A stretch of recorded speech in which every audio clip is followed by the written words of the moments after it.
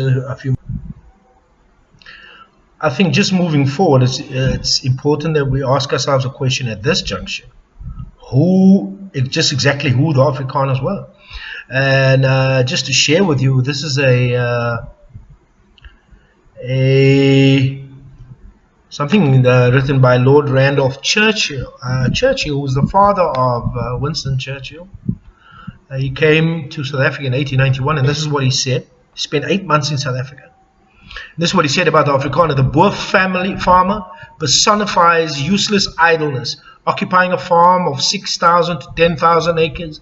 He contents himself with raising a few hundred head of cattle, which are left almost entirely to the care of the natives who he employs. He may be asserted generally with truth that he never plants a tree, never digs a well, never makes a road, never grows a blade of corn. He passes his day doing absolutely nothing beyond smoking and drinking coffee. He's perfectly uneducated, with the exception of the Bible, of course. Every word of it, which is in his most literal interpretation, he believes with fanatical credulity. He never opens a book, he never reads a newspaper. His simple ignorance is unfathomable. And this in stolid composure he shares with his wife, his sons, his daughters, being proud that his children should grow up as ignorant, as uncultivated, as hopelessly unprogressive as he is, or himself. That's one. Another very interesting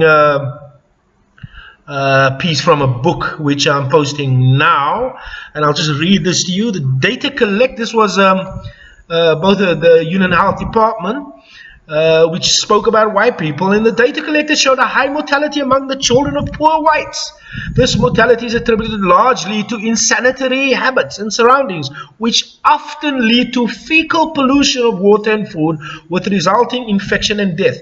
The dwellings were usually found to be defective, and overcrowding is considered to account for much of the disaster. I think this is also a very interesting piece here, which I'm putting up right now. The book is called Knowledge and Colonialism, 18th Century Travelers in South Africa.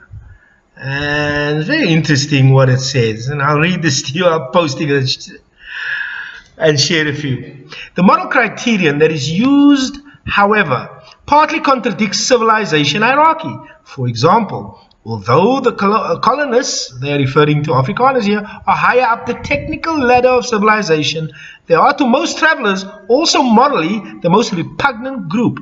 For Barrow and Liechtenstein, the Bantu-speaking Xhosas and Beetjauyun, the Tswanas, are at the top of the moral hierarchy. Khoikhoi groups such as the Gonaqua can possess all sorts of qualities that make them superior to the colonialists, and the bastards who are descended from the colonialists and Khoikhoi.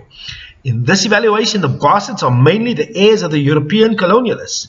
In Levallian's view, they share with them the dynamic action, which determines their position in the civilization hierarchy and moral repugnancy. Levallian sees in this group an ominous sign